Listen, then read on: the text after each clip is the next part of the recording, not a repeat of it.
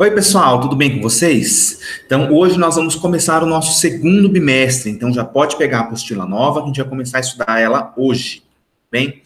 Na última apostila, a gente terminou o módulo 6, e agora a gente vai começar o módulo 7, que fala de um sistema muito importante para o nosso corpo, que é o sistema digestório.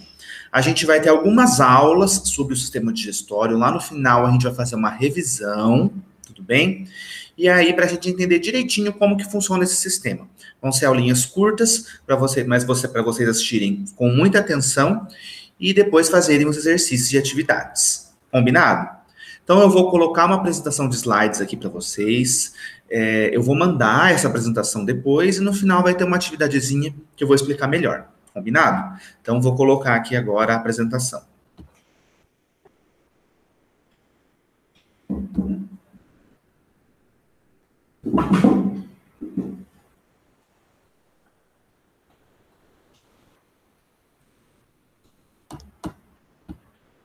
Pronto, então agora vocês já devem estar vendo a minha tela.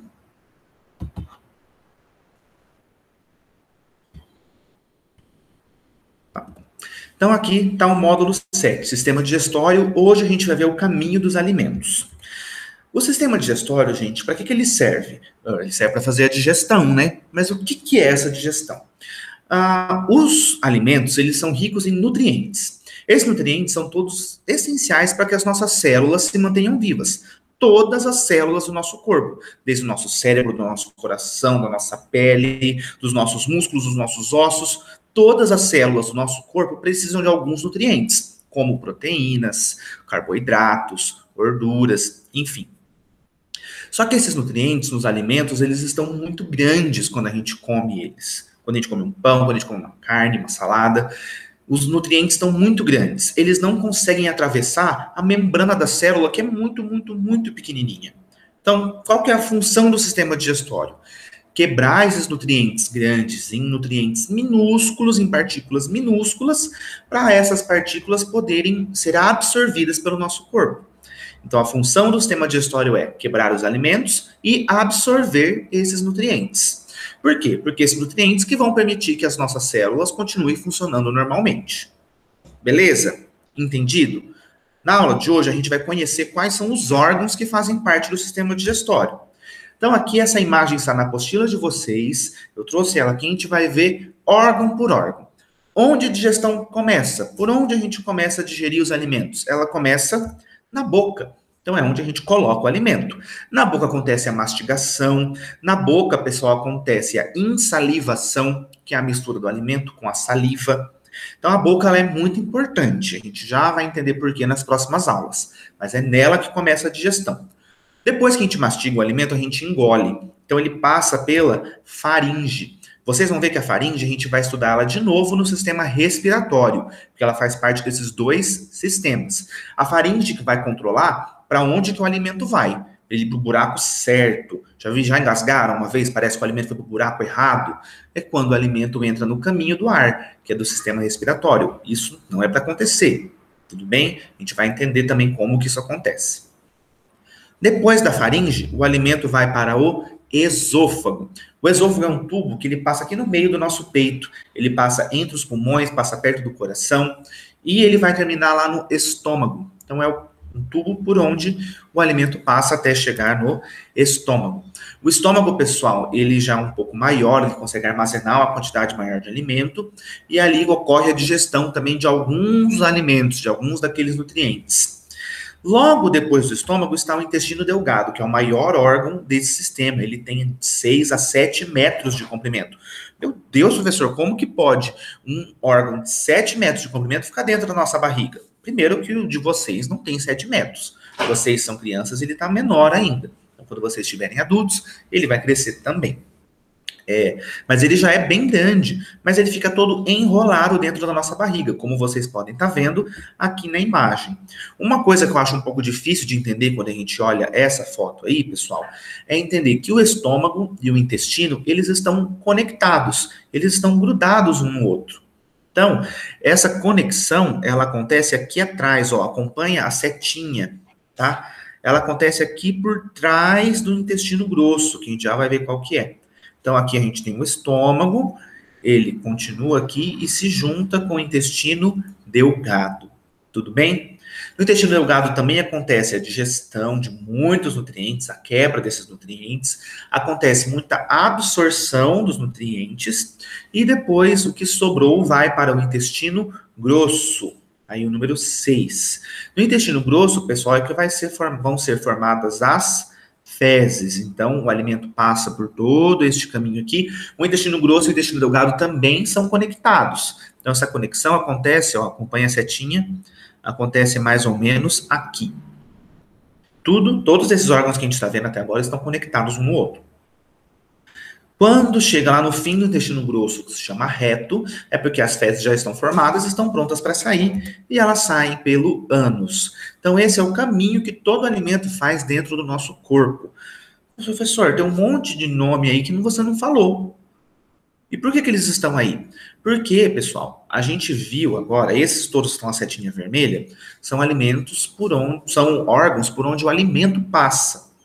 Tem alguns órgãos que o alimento não passa por dentro deles, mas eles são muito importantes para que aconteça a digestão. Por exemplo, as glândulas salivares. As glândulas salivares, elas produzem a saliva. Elas produzem a saliva e liberam ela dentro da nossa boca. Quando a gente mastiga, a gente mistura essa saliva com os alimentos. O fígado, pessoal, e a vesícula biliar, o fígado ele produz a bile. Produz várias outras coisas, o fígado tem muitas funções, uma delas é produzir a bile, que vai ajudar na digestão de gorduras. E a bile, ela fica guardadinha na vesícula biliar, que é esse verdinho que está aí na imagem. Quando a gente come, ela libera. Então, o fígado e a vesícula biliar são responsáveis pela bile. E tem o pâncreas também. O pâncreas, pessoal, ele produz também um suco que a gente chama de suco pancreático, que é uma mistura de substâncias que ajuda na digestão de muitos nutrientes. Então, o pâncreas é muito importante. E, por fim, a gente tem o apêndice, que está ali, ó, está ali no intestino grosso, ele fica grudadinho no intestino grosso. Em nós, seres humanos, o apêndice não tem função.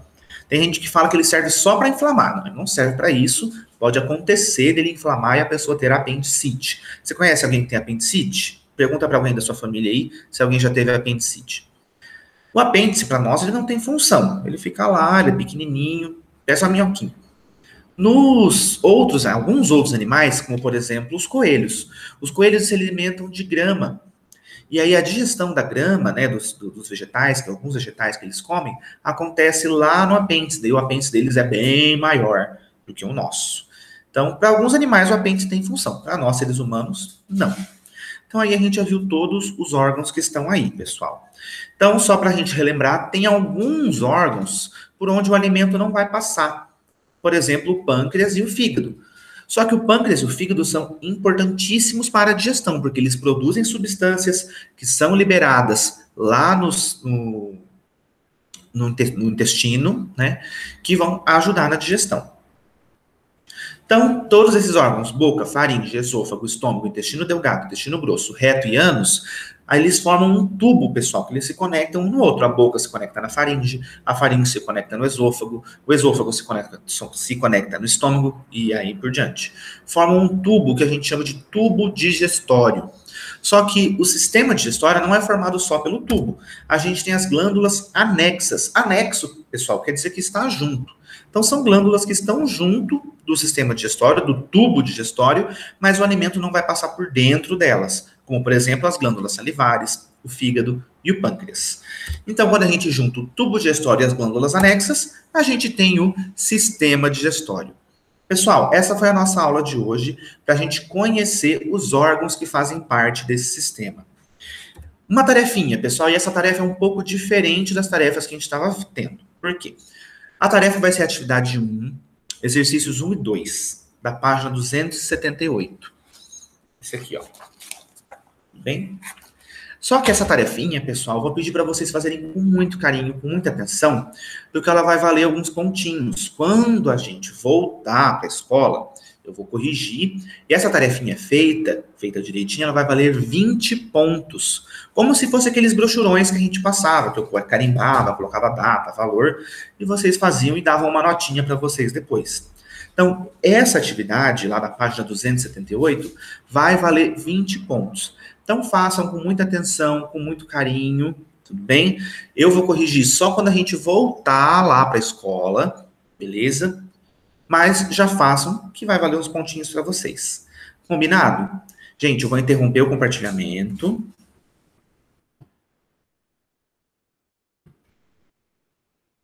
Pronto. Então é isso, essa foi a nossa aula. Espero que vocês gostem. Qualquer dúvida, gente, pode comentar aqui que eu vou responder. Então, espero que vocês tenham gostado e até a próxima aula. Tchau para vocês.